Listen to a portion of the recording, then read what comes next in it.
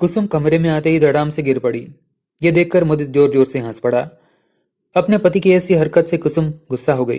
वो बोली, शर्म करो, मैं तुम्हारी पत्नी हूं, तुम्हें ऐसा व्यवहार शोभा नहीं देता। मुदित 2 सेकंड चुप हो गया, लेकिन वो फिर से जोर जोर से हंस पड़ा।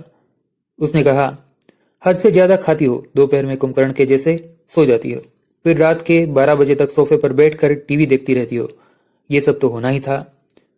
कुसुम ने कहा, अगर मेरी लाइफस्टाइल से इतनी ही दिक्कत है तो मुझे मायके छोड़ाओ, मैं तुम्हारे साथ रहकर अपना पूरा जीवन बर्बाद नहीं करूंगी। ये सब सुनकर मुदित अब गुस्सा हो गया। वो बोला, इतनी सी बात पर मायके भागने की धमकियां मत दो। माँ बाप ने कर्जे लेकर रवाना किया है, अभी तो तुम्हारा भाई भी कुंवारा है।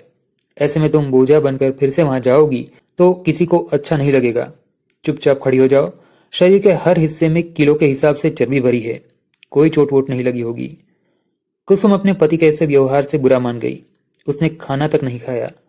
अब मुदित भी शांत हो गया। उसने कुसुम को घूमने ले जाने की बात कही तो वो भी फौरन नाराजगी छोड़कर तैयार हो गई। अब दोनों बजाज के स्कूटर पर चौपाटी रवाना हो गए, लेकिन तभी आधे रास्ते स्कूटर का ट्यूब फट गया। मुदित ने पकौड़े से समूह बनाते हुए कहा, 50 किलो मेरा और 150 किलो तुम्हारा वजन। ये बेचारा स्कूटर इतना वजन सहे तो कैसे सहे। दोनों फिर चलकर ही चौपाटी जाने लगे। चौपाटी पर कुसुम ने पानी पूरी खाने का मन बनाया, लेकिन मुदित ने मना कर दिया। वो बोला, माँ बाप बास मार रहा है। फिर कुल्फी खाने की बात हुई तो मुदित ने कहा, उसमें शुगर है। फिर पिज्जा पे बात अटकी तो मुदित ने मैदे को मुजरिम बना दिया।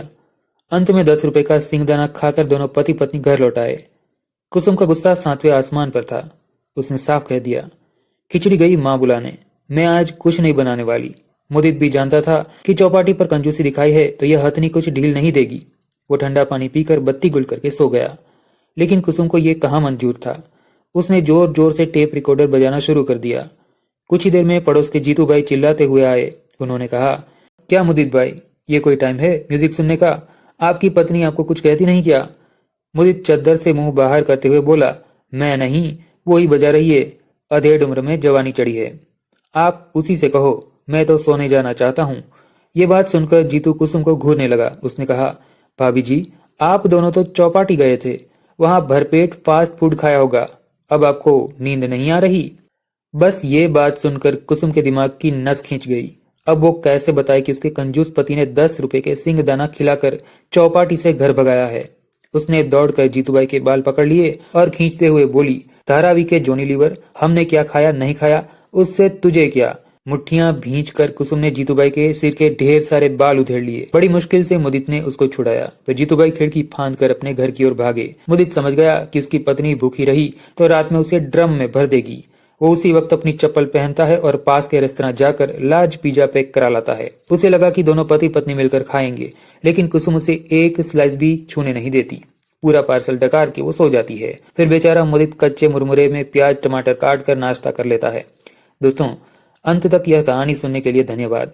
हमसे जुड़ने के लिए लाइक, फॉलो, शेयर और सब्सक्राइब जो ठीक लगे कर दीजिएगा।